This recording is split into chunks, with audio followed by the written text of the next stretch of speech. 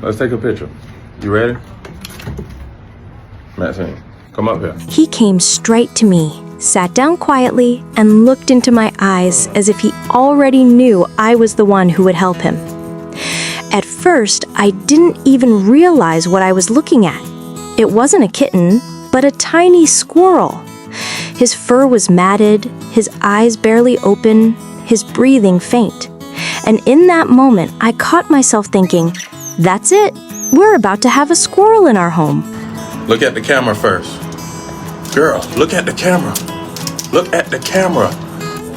It all began by accident. That day, I was helping my mom in the yard, busy with tools and cleaning. Out of the corner of my eye, I noticed something move near the fence. I walked closer and saw a small lump of life, barely breathing. It was a baby squirrel. I gently picked him up, wrapped him in an old t-shirt, and carried him inside. Richard, they say the best for last, but I'm the OG squirrel. When I called my mom, she thought I had brought in a kitten. But as soon as she looked closer, her eyes widened. It's a squirrel! We rushed to search for information on how to care for wild squirrels. From what we learned, he was no more than 4 weeks old. He wouldn't have survived on his own. So we began bottle feeding him with a pipette, keeping him warm with a hot water bottle, and making sure he stayed hydrated. We named him Richard. Those first days were filled with worry. He barely moved, slept almost constantly, and every few hours I woke up at night to feed him. But slowly, Richard began to grow stronger. Soon, his appetite returned and his personality started to shine through. Within weeks, he was running across the sofa, bouncing on pillows, and even trying to climb onto my head. He was lively, curious, and incredibly trusting. He loved being in our hands and often curled up to sleep in our palms, as though we were his whole world. My mom, who at first just shook her head and said, "You're crazy," quickly became his closest friend. Richard followed her into the kitchen, sat beside her while she cooked, and mischievously tried to snatch nuts straight from the table. She laughed and teased, "So, do I have a new child now?" One day, I took Richard into the backyard for fresh air.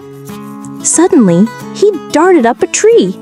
My heart sank. I thought he was gone forever.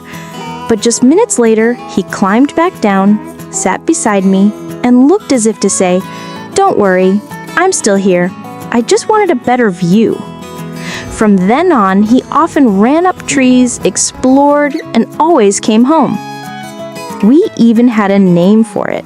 Squirrel walks. He was free to roam, but he always came home. Soon other squirrels started appearing too. We didn't feed them, but somehow Richard must have spread the word. Luna, Krawczyk, and one I simply called Jay joined in. They weren't as tame, but sometimes they came close, especially when my mom called them.